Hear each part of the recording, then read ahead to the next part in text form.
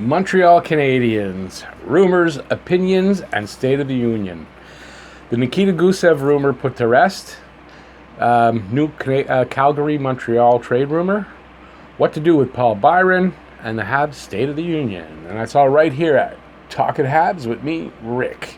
If you love the Habs like I do, subscribe and ring the bell to get all my videos, live streams, and contest news dedicated to the Habs and all things hockey.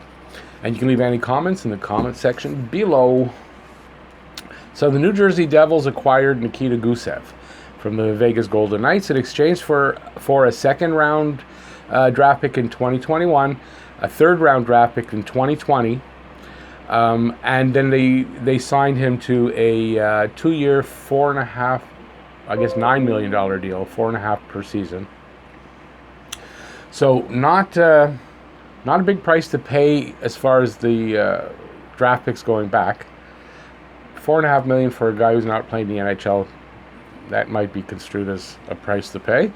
And he's potentially a good to maybe even an elite caliber player.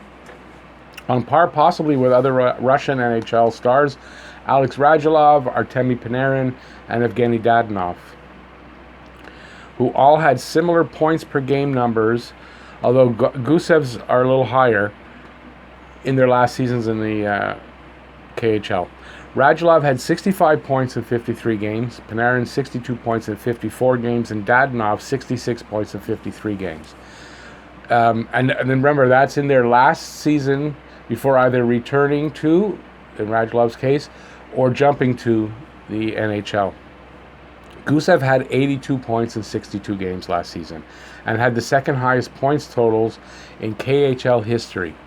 KHL is known for its goaltending and low scoring, so Gusev's potential is certainly there, that's for sure. One has to wonder why Montreal couldn't or wouldn't make this trade, especially since Gusev would probably be a good fit, possibly more than replace Andrew Shaw's production and take his spot on the second line with Domi and Drouin. Did the Habs miss the boat with, or completely... Okay, I'm going to say that again. Did the Habs miss the boat completely or on purpose? And is this a knock against MB's ability as a GM? Is he afraid to take risks? So I say no, he isn't afraid to take risks. Look at the Subban Weber trade. It's still kind of a risk considering Weber's age. I think the answer to all these questions is this. MB is being responsible managing the cap. So he's saving money for down the road. He sees the potential of who's already here and who's in the wings and wants to stay the course to both develop internally and keep enough money around to keep his window open as long as possible. And I'll just say this, it's not to say he didn't try, but he couldn't sign who they were after. They couldn't get who they were after. At this point, he's trying to be responsible is what I mean. Because I'm not saying he wasn't trying to make deals, and maybe still is. 8 to 10 roster and young players need to be re-signed in the next 3 years, and all will have nice raises, I'm sure. I like the approach MB has right now. Remember this, if you scatter around in too many directions, you end up in the wrong place. No, I didn't get that from a Chinese fortune cookie. Their planning is solid. Their drafting has been good, if not great, lately. So stay the course with their plans, and good things will happen. That's my opinion. Now, even with Gusev signing with New Jersey, the rumor mill doesn't stop churning. Not in Montreal, anyway. The Line 8 of Montreal rumors are slowing, but still around. I think the Jets will find a way, though, to get both Line 8 and Connor under contract before camps open in September. So offer sheeting Marner or Braden Point or even Line is out, in my opinion. And then the newest rumor I've heard, which I heard today, is a Calgary-Montreal trade rumor involving draft picks from us for Flames forward Michael Frolik. He's a 31-year-old with 1 year to go on a $4.3 million cap hit. He is 6'2", 195 pounds. He's a right winger who consistently gives you 30 to 40 points in his 11-year NHL career with Florida, Chicago, Winnipeg, and Calgary. He's got 370 points in 793 games played. And he has one cup win with Chicago in 2013. With just one season left on his contract, it won't affect their ability to re-sign players going forward. He has experience and could pretty much replace the production and physical play even of Andrew Shaw. And he's bigger. So all you guys who want the Habs to get bigger, he gives that option, or he brings that to the table. It would probably mean Nick Suzuki stays with Laval all season, which might not be a bad thing. So his bigger size will help in the playoffs, and he can also help you get to the playoffs. Going the other way would have to be picks, because Calgary, they just can't take on any salary. They need the cap space to be able to sign Matt Tkachuk, who will surely be looking for in excess of $8 million, $9 million. He's got to be looking for that. So I can understand if MB goes in this direction. It doesn't hurt you down the road and may help have more success in the playoffs. So I wasn't arguing that point in my previous video about size. Definitely in the playoffs, size helps, but again, you still need to be able to play. I've said in a couple of previous videos that I'm not sure Paul Byron has a spot on this team, considering the possible influx of younger talent in the form of Poehling and Suzuki. So in answer to the question who replaces Andrew Shaw's offense in this lineup, the answer may be Frolik, but it also may be Paul Byron. He doesn't replace Shaw's toughness, but with top 6 minutes, he should be able to get into the 50-point range or over, especially if he gets some time on the power play.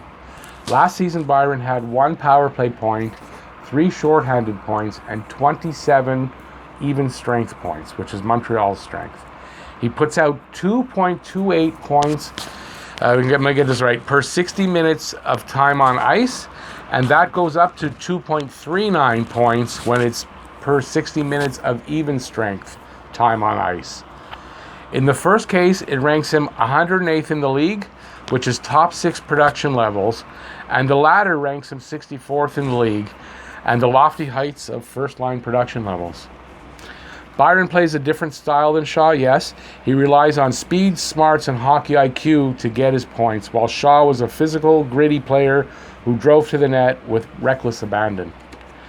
A better scorer at even strength than Gallagher, Deneau, and Drouin, Byron even scored at a higher pace than Tarasenko, Seguin, Ben, Besser, Kessel, Connor, and more.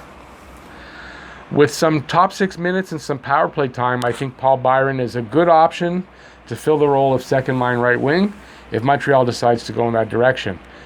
So this waiver wire steal, they stole him off the waiver wire basically from Calgary, may just be the answer this year to fill the role and help Montreal get to the next level, the playoffs. That brings us to the question, have the Montreal Canadiens improved enough to take the next step into the playoffs? Are the additions of backup goalie Keith Kincaid, bottom 6 forward Nick Cousins, and number 4 defenseman Ben Sherratt enough of an improvement? Will the young players continue to make progress, and will Poehling and/or Suzuki make an impact as expected? And will the power play finally get going to decent numbers? So I do think Montreal has improved and will make a solid run to and into the playoffs.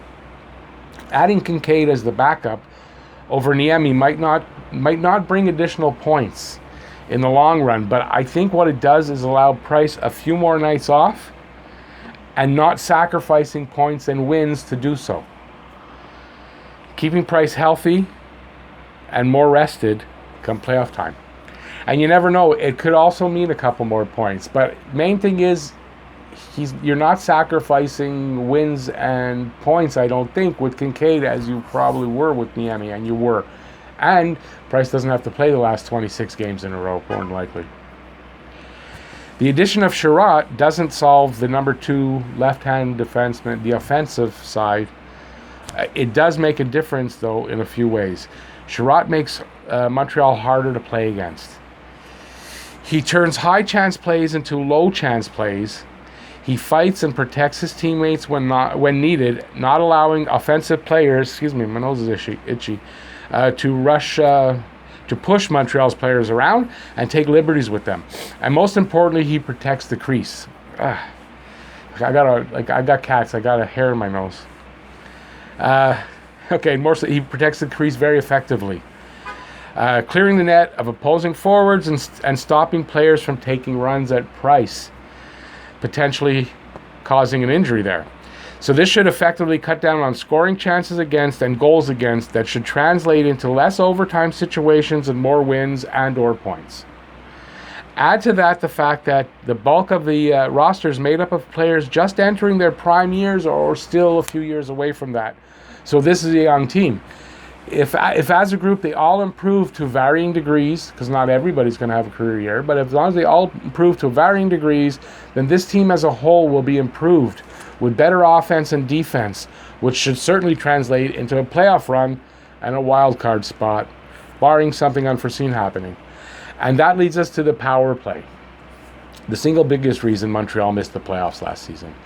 If Montreal could get into the 20% and higher range, I think that would seal the deal on if they have improved or not. A power play quarterback needs to step up or emerge from somewhere within this group.